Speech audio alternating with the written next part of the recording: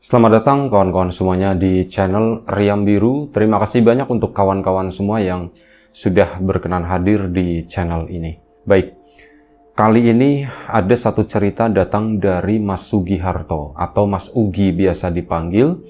Mas Ugi ini dari Klaten, dan Mas Ugi semenjak kecil itu awalnya memang tidak menyadari, tapi setelah bermain dengan kawan-kawan sebayanya dan beberapa orang tua dari teman-temannya tersebut mengungkapkan sesuatu. Mereka itu ngomongin ya kayak semacam rahasia keluarga ke Mas Ugi yang waktu itu memang masih kecil. Jadi dia itu belum terlalu ngerti sebenarnya. Nah, ini ada salah satu tetangganya, orang tua dari kawannya tersebut, ini ngomong, "Gi, kamu nggak main ke rumah kakekmu, Gi?" Ditanya begitu.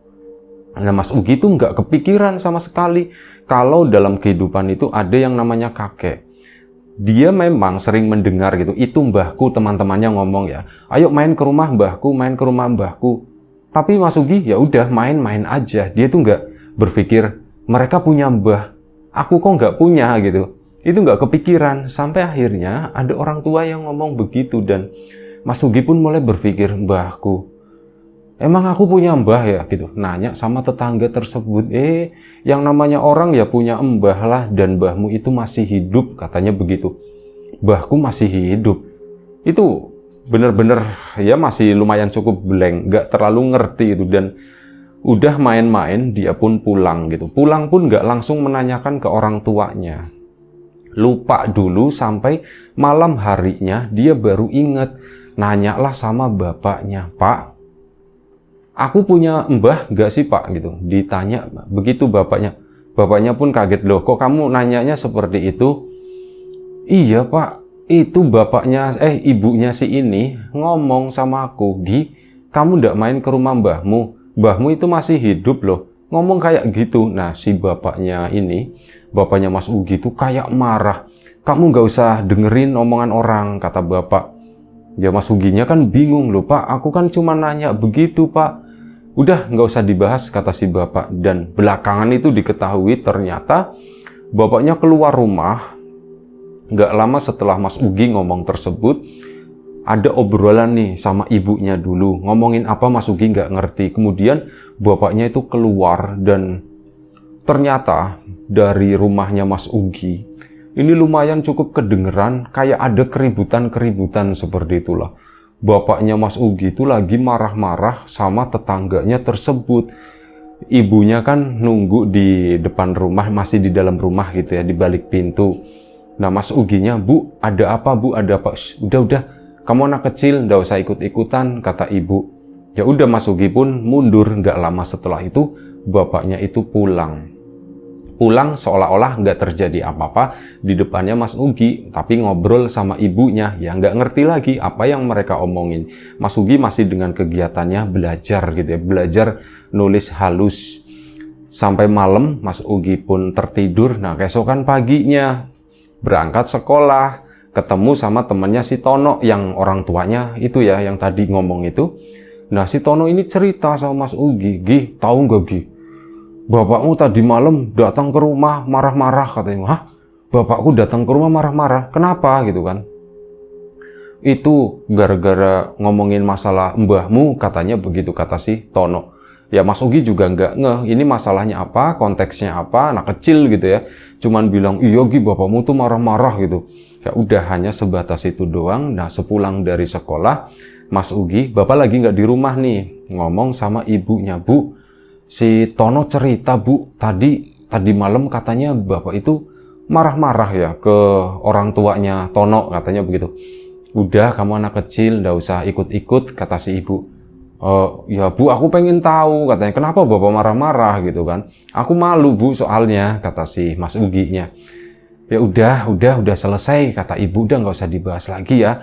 Kamu nggak usah cerita ke bapak, nanti malah bapak yang marah loh, nanti malah kamu yang dimarahin." Iya Bu, iya Bu, iya Bu." Nah, udah. Semenjak waktu itu, semenjak hari-hari itu, Mas Ugi itu mulai mempertanyakan, mulai itu tadi, pikirannya itu lumayan terganggu dengan sosok kakek, sosok nenek, pokoknya mbahnya gitu ya. Apa bener ya aku punya mbah ya? Katanya masih hidup, terus di mana ya? Aku mau ngomong sama Tono gitu. Kepikiran begitu, mulailah dia main ke rumahnya Tono berharap diajak ngobrol lagi masalah mbahnya tersebut. Tapi belakangan saat Mas Ugi main ke tempatnya Tono, orang tuanya Tono itu kayak menghindar. Jadi biasanya kan kayak gitu nemenin gitu ya.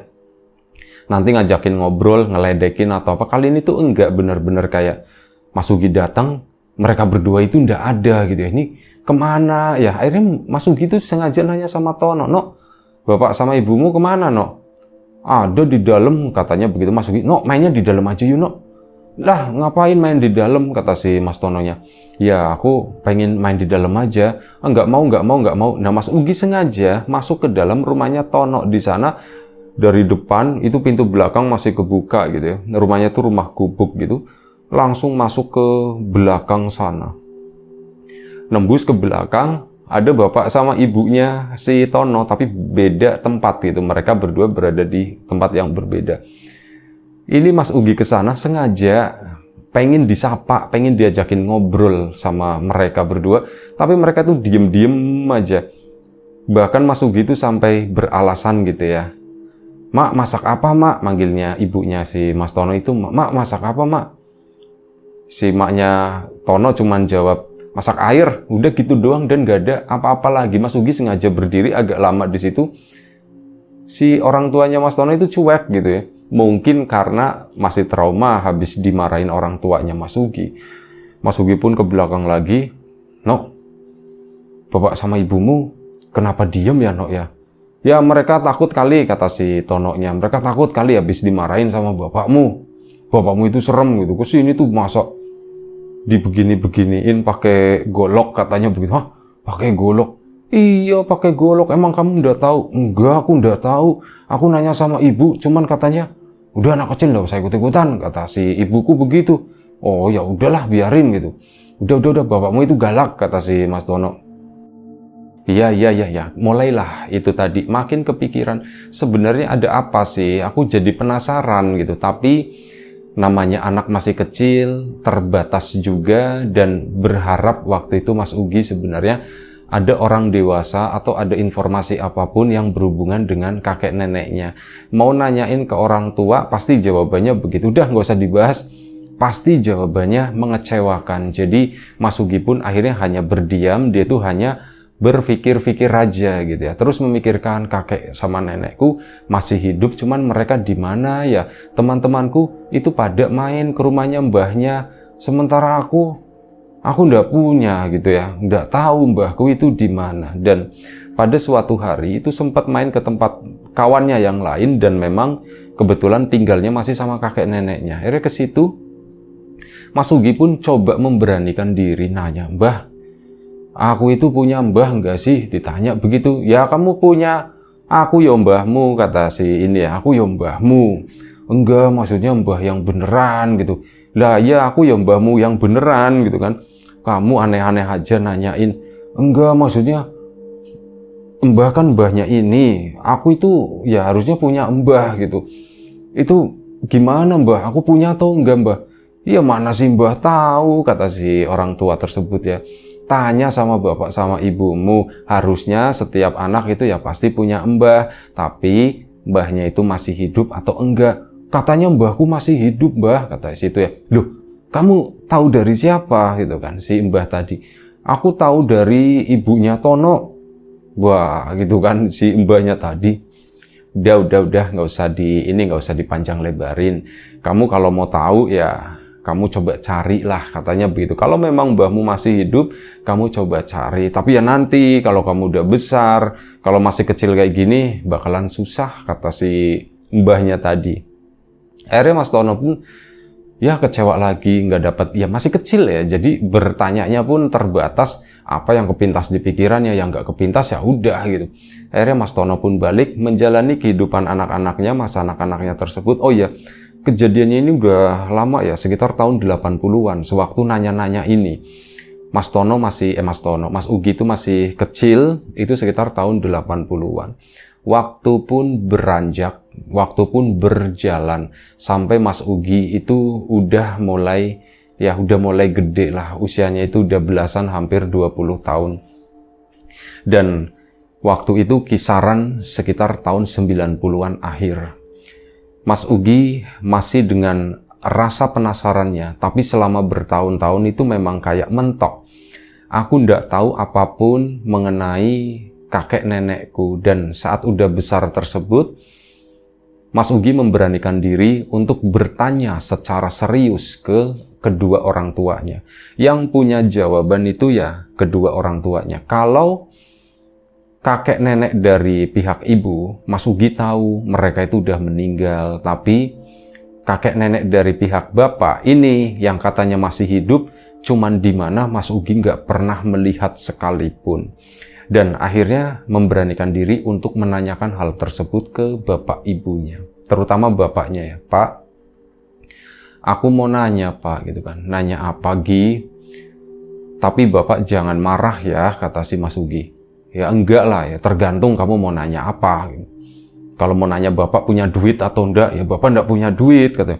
Ya enggak Pak, aku enggak nanyain yang begitu. Terus kamu mau nanyain apa? Pak, aku sebenarnya punya mbah nggak sih Pak, gitu. Si bapaknya tuh kayak langsung tarik nafas dalam gitu, dan terlihat di sana bapaknya itu mau marah. Tapi Mas Ugi ngelihat terus ya, kalaupun aku dimarahin sama bapak, ya udah itu resikoku mempertanyakan hal yang mungkin terlarang di keluarga mereka gitu ya. Dan Mas Ugi ngeliatin bapaknya, tarik nafas dalam-dalam selama beberapa kali, dan bapaknya itu ngelihat ke arahnya Mas Ugi.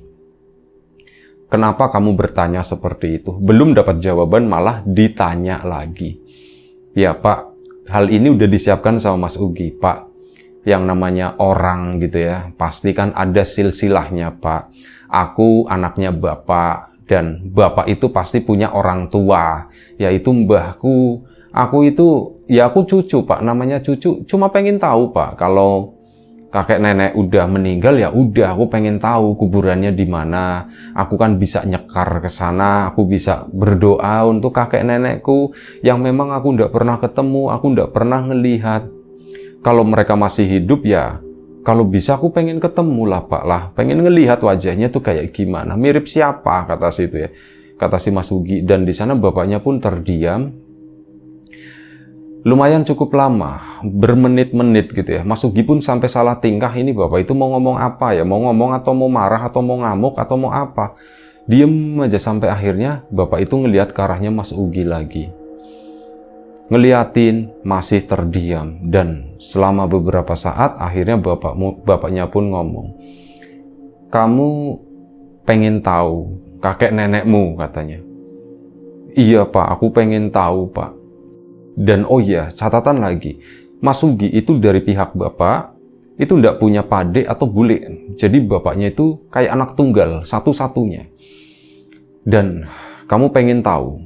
Iya Pak, aku pengen tahu kakek sama nenek. Ya kalau masih hidup Pak, kalau udah meninggal aku pengen tahu kuburannya di mana. Ya sudah, tapi apa Pak? Gitu kan, ditanya balik sama. Ya kamu harus siap, katanya begitu. Ya siap apa Pak? Ya siap semuanya. Iya Pak, aku siap, kata si Mas Ugi gitu ya. Dan memang Mas Ugi itu memang udah lumayan cukup matang dalam berpikir waktu itu ya. Dia udah mempertimbangkan bolak-balik, siap dimarahin sama bapaknya juga, dan ternyata bapaknya nggak marah. Jadi kedepannya ya udah, aku udah sekali melangkah, aku harus masuk ke sana makin dalam, dan aku harus berani. Aku nggak boleh mundur. Ya Pak, aku siap Pak. Ya sudah. Nanti bapak antar kamu ke rumah kakek sama nenekmu. Pak, beneran Pak? Iya, beneran. Enggak, kakek sama nenek si mbah itu masih hidup Pak. Iya, mereka masih hidup, kata si bapak. Di situ, Pak, kenapa aku enggak pernah dibawa ke sana? Nah, bapaknya langsung marah waktu itu. Kamu itu dikasih sesuatu malah ngelunjak, kata si bapak. Mau kamu apa? Dibegituin si Mas Uginya. Ya enggak Pak, maaf Pak, kata Mas Uginya begitu ya. Ya memang spontan gitu secara emosi. kenapa sih kalau memang masih hidup, kenapa aku dari dulu nggak dipertemukan gitu. Ternyata bapaknya nggak terima dengan pertanyaan tersebut. Dan bapaknya marah, akhirnya, iya Pak, maaf Pak, udah, nanti kalau udah waktunya, nanti kamu tak bawa ke sana. Iya Pak, tapi jangan lama-lama. Iya, kata si bapak. Dan bapak pun mereda lagi. Dan waktu itu udah Mas Ugi pun pergi gitu ya, ninggalin bapak sama ibunya waktu itu. Ibunya dari tadi tuh diem aja. Diperhatikan Mas Ugi kan ke ruang depan. Ini sempat memperhatikan secara diam-diam, bapak sama ibu itu tampak ngobrol serius. Ngomongin apa nggak tahu. Suaranya tuh berbisik gitu ya. Benar-benar nggak ngerti ngomongin apa. Dan akhirnya waktu pun berjalan. Pada suatu hari, ini beberapa hari kemudian ya, Mas Ugi itu sebenarnya menunggu bapak itu ngomong, tapi bapak nggak ngomong-ngomong. Dan sampai akhirnya suatu hari, saat Mas Ugi sendiri itu udah mulai melupakan, bapaknya itu manggil, Gi, sini Gi. Dan panggilan ini tuh nggak biasanya. Kalau bapak mau nyuruh, Gi, ambilin rokok gitu, itu manggilnya itu beda lah pokoknya. Nah ini tuh manggilnya kayak serius. Gi, sini sebentar. Iya Pak, duduk. Kata si bapak, iya Pak. Mas Ugi pun duduk di situ dan bapaknya pun mulai ngomong. Besok kita ke rumah kakek nenekmu, kata si bapak. Mas Ugi pun, beneran Pak, katanya. Iya beneran, tapi ya kamu gak usah seneng, kata si bapak. Iya Pak gitu ya. Bukannya gimana-gimana Gi. Takutnya kalau kamu seneng nanti kamu malah kecewa nanti. Iya Pak. Mas Ugi kan jadi berpikir di sana. Ini kok bapak seolah-olah kalau ketemu sama kakek nenek itu bukan hal yang menyenangkan gitu. Emang ada apa, Pak? Tapi kakek sama nenek masih hidup kan, Pak? Masih, mereka masih hidup, kata bapak. Oh ya sudah Pak, kalau kayak gitu saya tunggu, kata si Mas Uginya. Ya sudah. Beneran, keesokan paginya mereka pun akhirnya pergi. Mereka pergi dengan cara berjalan kaki awalnya sampai akhirnya menggunakan sebuah becak gitu ya. Nebeng naik becak dan waktu itu menuju ke suatu tempat. Tempat yang lumayan cukup jauh waktu itu, jadi beberapa kali pindah gitu ya. Ada momen jalan kakinya juga lumayan cukup lama, memakan waktu berjam-jam, mungkin kurang lebih sekitar 2 atau 3 jam lah. Mas Ugi pun ternyata kakek sama nenekku itu jauh dan mereka itu terakhir itu berjalan kaki menyusuri jalanan kampung yang memang bener masih kampung banget. Kanan kirinya tuh masih lebat kebunnya, masih ya kayak setengah hutan seperti itulah. Tapi waktu itu untungnya lagi musim kemarau, jadi jalanan itu nggak terlalu becek, nggak ada yang namanya aspal gitu ya. Ini di tahun 90-an akhir, jalanan itu belum kena aspal sama sekali. Kanan kirinya tuh pohon bambu, ada pohon bering, bukan pohon beringin, kayak pohon randu-randu yang gede semacam itu tuh banyak. Mereka berdua menyusuri jalanan tersebut, nggak ketemu sama satu orang pun. Dan waktu itu siang hari menjelang sore. Di luaran sana, ini karena ketutup pohon gitu, itu sepertinya terik, tapi di bawah sana itu rindang, adem. Sepanjang perjalanan bapak pun nggak banyak ngomong. Sama-sama terdiam gitu. Mas Ugi pun ya takut gitu ya, takut. Udahlah, aku udah dibawa ke sini aja itu aku udah seneng banget. Dan akhirnya tibalah mereka di depan sebuah rumah. Rumah tua, rumah joglo dengan halaman yang luas dan itu diapit sama pohon beringin yang besar, gede kanan kiri. Gak ada pagar kayak gitu, nggak ada. Cuman rumah itu tuh sendirian. Tetangganya itu jauh sebelumnya gitu ya. Dan tiba di rumah itu, bapak pun sebelumnya Mas Ugi itu sempat ada rumah bagus ya di sini ya. Rumahnya begini, enak lah pikirnya Mas Ugi. Ternyata bapak itu berhenti di depan sana. Gi, ini rumah kakek sama nenekmu, kata si bapak. Pak, beneran Pak, ini rumahnya Pak? Iya, ini rumah mereka. Tapi apa Pak? Ya, kamu waspada ya, katanya. Pak, waspada gimana Pak maksudnya? Di situ bapak mengeluarkan kalimat atau mengeluarkan kata-kata yang benar-benar di luar dugaan Mas Ugi. Bapak itu bilang, kakek nenekmu itu jahat, katanya begitu. Jahat kakek nenek Pak? Gitu.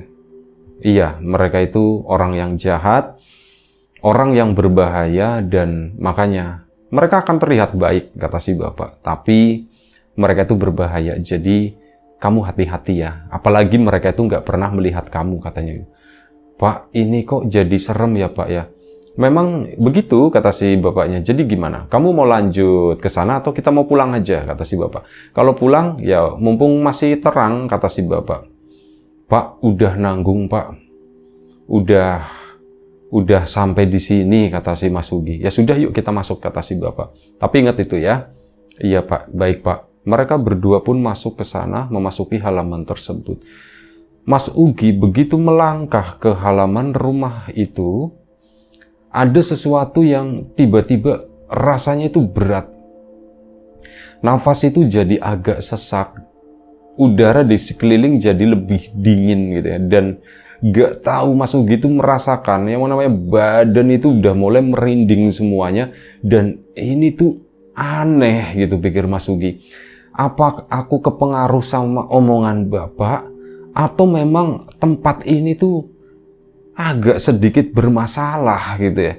Dia pun jalan pelan-pelan terus ke sana melihat ke arah rumah tersebut.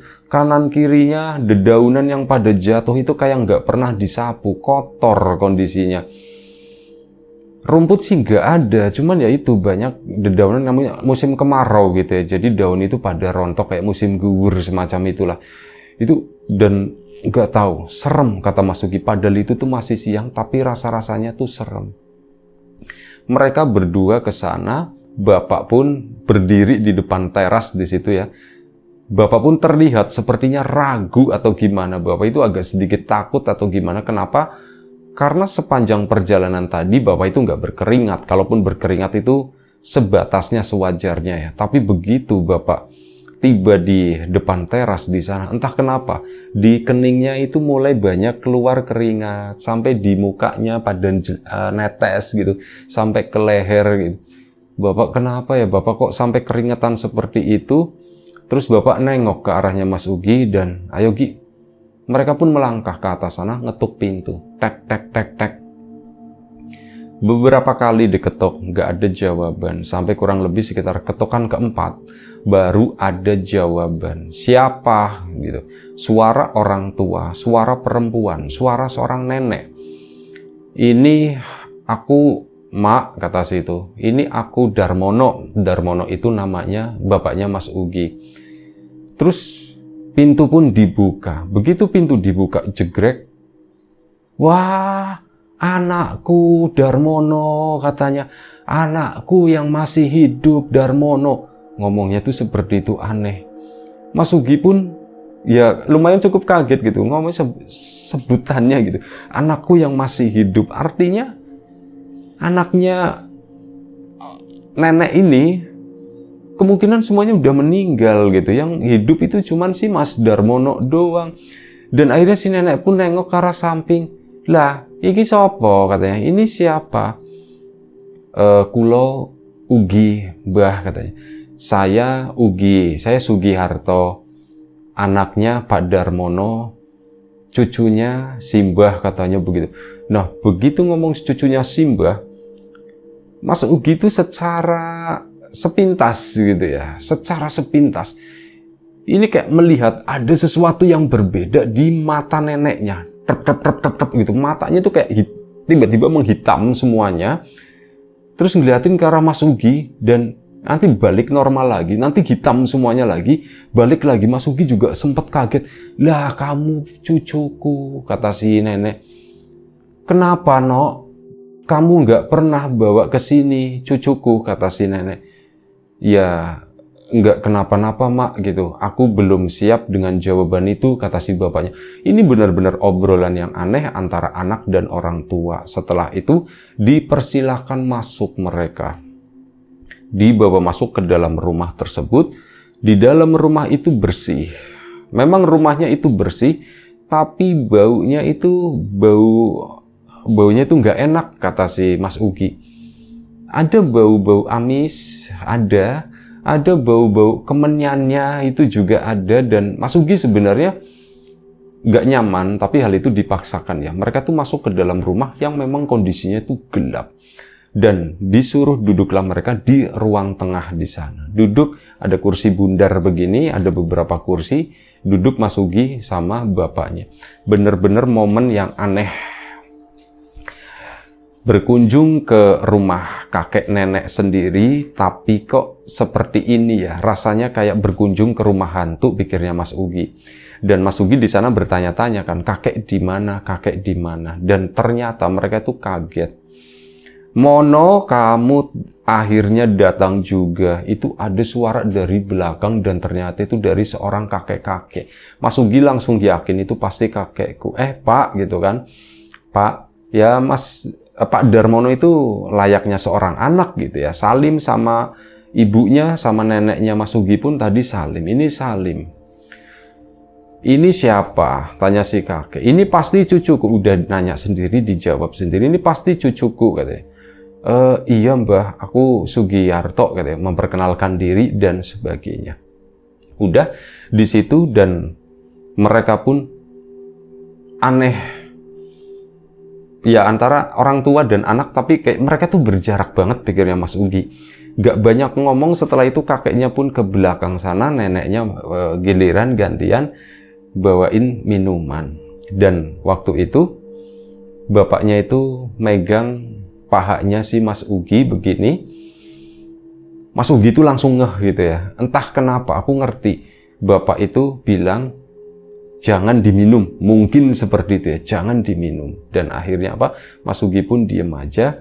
Itu udah disediain sama neneknya. Ayo, diminum sekarang, diminum. No, kamu sekarang anaknya berapa? Ditanya. Anakku 2, Mak, kata si itu ya. Anakku 2, Mak. Oh, yang satunya ndak diajak ke sini. Enggak, Ma, dia masih kecil, kata si Mas Darmono tadi, kata bapaknya Mas Ugi. Dan setelah itu, ya terjadi obrolan-obrolan lah. Si kakek pun datang ke situ, berempat lah, mereka ngobrol. Banyakan ngobrolin masa lalu. Kamu itu dulu begini. Kamu masih ingat enggak? Dulu kamu sering main di sini. Itu ya Pak, masih ada ya Pak, itu ya Pak. Masih ada gitu, nyebutin apa gitu ya. Dan bapaknya Mas Ugi itu terlihat nggak nyaman, sampai kurang lebih mereka di situ tuh sekitar setengah jam, dan bapaknya Mas Ugi pun permisi. Mak, karena udah sore, ya yang penting ini cucumu pengen ketemu gitu. Dan dia udah besar dan mungkin udah waktunya tak pertemukan. Iya. Nanti kesini lagi ya, nanti kesini lagi. Tapi jangan ajak bapakmu, katanya begitu. Kata si nenek itu bilang begitu. Mas Ugi pun menangkap seolah-olah kalimat itu tuh jahat gitu ya. Ada bapakku ngomongnya seperti itu. Kamu kesini sendirian ya. Masih ingat jalannya kan? Tapi jangan ajak bapakmu. Ya Mas Ugi cuman jawab, Nji mbah, cuman begitu. Dan mereka pun akhirnya pulang. Si bapak itu satu pertama kalimat yang terucap. Gi, kamu jangan sekali-kali kesini sendirian, kata si bapak. Iya Pak, kata si Mas Ugi ya. Iya Pak. Dan sebenarnya banyak banget pertanyaan yang ada di benaknya Mas Ugi pengen ditanyain ke bapak. Tapi bapak itu kayak diem aja sepanjang jalan. Ayo Gi, kita cepetan. Bapak pengen cepet sampai rumah. Dipercepat jalannya gitu ya. Termasuk naik itu kendaraan apa gitu ya. Dan akhirnya singkat cerita mereka pun tiba di rumah. Saat tiba di rumah, disitulah baru ngobrol sama bapaknya. Pak, aneh ya Pak ya, sebenarnya aku tuh bingung kok seperti ini ya Pak ya. Aku nggak ngerti Pak, Bapak kalau misal ada sesuatu yang disembunyikan, alangkah baiknya aku dikasih tahu Pak, kata si Mas Uginya. Ya, banyak yang harus kamu tahu, kata si Bapak. Apa itu Pak? Ya jangan sekarang, nanti malam aja ya, kata si Bapak. Iya Pak, baik Pak. Mas Ugi pun nggak bisa membantah, Bapak itu nggak berani gitu. Jadi cuman iya Pak. Nah singkat cerita, malam harinya ngobrol lagi nih. Termasuk ada ibunya juga, adiknya Mas Ugi itu ya main-main sendirilah. Di depan itu juga ada beberapa orang. Bapak itu pun bercerita mengenai masa lalunya dan kenapa kakek neneknya itu seperti itu. Kamu tahu nggak Gi? Bapak kan nggak ada saudara. Iya Pak, aku tahu Pak. Aku ndak punya Pak D, ndak punya Bule ya, nggak punya Pak Le, apapun itu. Jadi begini, hal itu bukan tanpa alasan. Jadi ini kita mundur ke belakang ya Gi ya. Iya Pak, Bapak itu sebenarnya punya 5 saudara. Tapi semuanya itu meninggal, kata si Bapak. Hah? Semuanya meninggal Pak? Iya, semuanya meninggal. Cuma tinggal Bapak yang selamat. Bapak itu anak keberapa Pak? Bapak itu anak pertama, kata si itu ya. Oh, Bapak anak pertama. Iya, Bapak anak pertama. Semua adik-adik Bapak itu meninggal. Pak, itu meninggalnya bayi atau gimana? Enggak, mereka itu meninggalnya udah ya lumayan cukup besar, tapi enggak bayi-bayi. Ada yang bayi pun ada gitu ya, kata si Bapak. Jadi begini, ada sesuatu yang terjadi di rumah itu. Ada sesuatu yang terjadi dengan kakek nenekmu. Awalnya semuanya baik-baik aja, sampai pada suatu hari, ini Bapak waktu itu udah punya 2 adik. Nggak tahu Bapak usia berapa waktu itu ya. Bapak punya 2 adik, dan ya memang keseharian Bapak itu ditugasin nemenin adik-adiknya Bapak. Pada suatu hari, Bapak sama Ibu, itu maksudnya kakek neneknya ya, tiba-tiba kakek nenek itu tiba-tiba menghilang. Mbah-mbahmu itu menghilang selama kurang lebih sekitar 4 hari. Bapak ditinggal di rumah sendirian, itu ngurusin adik-adiknya Bapak itu. Ya, bingung yang pastinya ini bagaimana ya gitu ya. Gimana ngerawat ini adik-adik yang kecil dan sebagainya. Bapak pun masak sebisanya dan sebagainya. Tak pikir mbah-mbahmu itu ndak pulang. Ternyata mereka itu pulang berdua. Dan setelah pulang, nggak lama setelah itu, adik Bapak, Pak Lekmu itu meninggal. Meninggal di usia Bapak nggak tahu, lupa gitu ya. Bapak sendiri mungkin kalau diukur-ukur kisaran, ya anak usia-usia sekolah SMP mungkin gitu ya. Usia belasan tahun. Dan sama adiknya Bapak itu beda sekitar 2 atau 3 tahun. Itu meninggal. Dan gak lama disusul adik yang kedua. Sementara mbahmu itu lagi hamil lagi. Bapak itu benar-benar terpukul, kehilangan. Dan ya sudah gitu kan, Bapak memang harus ikhlas hidup sendirian akhirnya. Sebelumnya sama adik-adik gitu yang sangat lucu-lucu, sangat menyenangkan. Tapi kini mereka itu udah nggak ada. Dan mereka berdua itu dikubur di halaman rumah di sana, di sebelah kiri di dekat pohon. Pohon itu maksudnya pohon beringin ya, karena kanan kiri itu pohon beringin. Oh iya, yang satu di sebelah kiri, yang satu itu di sebelah kanan di sana. Itu. Ibu pun, mbahmu pun hamil, makin besar, akhirnya lahir. Dirawatlah selama beberapa bulan, Bapak pun ikut ngebantuin merawat. Setelah adikmu mulai bisa berjalan, ya sekitar 2 tahun waktu itu, adikmu tiba-tiba nangis pada suatu malam, dan Bapak itu melihat di sana. Bapak melihat apa, Pak? Bapak melihat nenekmu, mbahmu itu lagi ngejantur Pak Lekmu, katanya begitu. Yang bayi tersebut ya, itu lagi dijantur, itu dibegini-beginiin, terus apa? Ditangkap, dilempar ke kakekmu. Bayi kecil itu dipermainkan, dilempar sana sini, nangis kerjer seperti itu. Dan Bapak mungkin seorang yang penakut. Bapak hanya diam di sana, dan taunya keesokan paginya Pak Lekmu udah nggak ada. Pak Lekmu, bayi kecil itu pun udah meninggal. Dikubur lagi di satu pohon di sana. Bapak tahu apa yang terjadi, tapi Bapak nggak berani ngomong gitu ya. Dan si mbahmu sama Bapak ya baik-baik aja, seolah-olah nggak terjadi apapun. Nenekku pun hamil lagi setelah itu, dan Bapak mulai hidup itu nggak nyaman di sana, dan udah bener-bener takut gitu ya sama orang tua sendiri. Tapi mereka itu ya sikapnya baik, nggak gimana-gimana. Dan setelah bayi itu lahir, nggak lama setelah itu, hanya beberapa bulan, masih kecil, Bapak itu ngelihat lagi bayi yang kecil tersebut itu dibungkus sama nenekmu. Dibungkus itu benar-benar dibungkus rapat. dan bapak itu masih mendengar bayi itu menangis. Nenek keluar tengah malam, bayi itu digeletakin di depan di sana.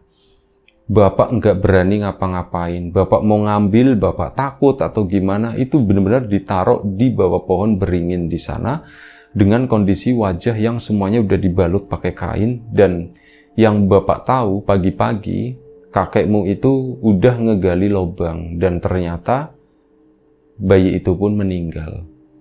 Itu mulai hari itu bapak itu benar-benar takut. Sumpah bapak itu takut sampai suatu hari bapak itu lagi tidur dan di sana malam-malam bapak ngerasa ada sesuatu yang bergerak di kasur dan ternyata itu adalah nenekmu. Nenekmu duduk di sana lagi ngelus-ngelus bapak kepalanya. Waduh, cah bagus ngene ya. Kok sayang, umurmu itu nggak panjang. Dibilang seperti itu, bapak itu ngedenger, bapak itu takut dan kakek pun masuk ke sana. Iya, mesakne yo gitu. Iya, kasihan ya, umurnya itu ndak panjang kata si itu. Kata kakek pun bilang kayak gitu dan bapak malam itu langsung lompat. Nenek sama kakekmu itu tak tendang, tak dorong bapak itu kabur dari rumah sampai hari ini. Bapak itu ndak pernah pulang katanya begitu. Dan kamu tahu katanya, nenekmu itu sama kakekmu sebelumnya pernah nyariin bapak. Dan ya hari itu juga ya, nggak lama setelah itu bapak kan nginep di rumah seorang kawan itu, tetangga gitu ya. Itu disusulin ke sana tapi bapak itu langsung kabur dari belakang sana. Ini mereka berdua itu orang gila gitu ya.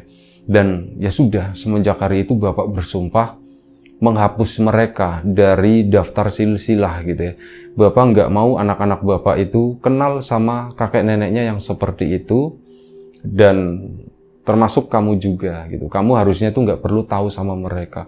Mas Ugi di sana pun ya syok mendengar cerita bapaknya. Aku nggak nyangka, tapi memang bener sih. Aku memasuki rumah tersebut itu pun juga aneh. Itu bener-bener menyeramkan. Nah, Mas Ugi sebelumnya itu punya niatan pengen datang ke rumah kakek neneknya lagi, tapi setelah mendengar cerita dari bapaknya yang kayak gitu, dia pun akhirnya mengurungkan niat. Gi, kamu tadi kan disuruh datang ke sana tanpa bapak. Iya betul pak. Kamu tahu nggak? Kemungkinan nanti kamu akan dikubur di sana. Itu akan jadi rumahmu yang terakhir kali, kata si bapak. Jadi kamu udah mulai bisa berpikir lah. Mending jangan gitu ya. Mending jangan. Mereka itu orang tua, tapi tenaganya itu ngalah-ngalahin anak muda, kata si bapak.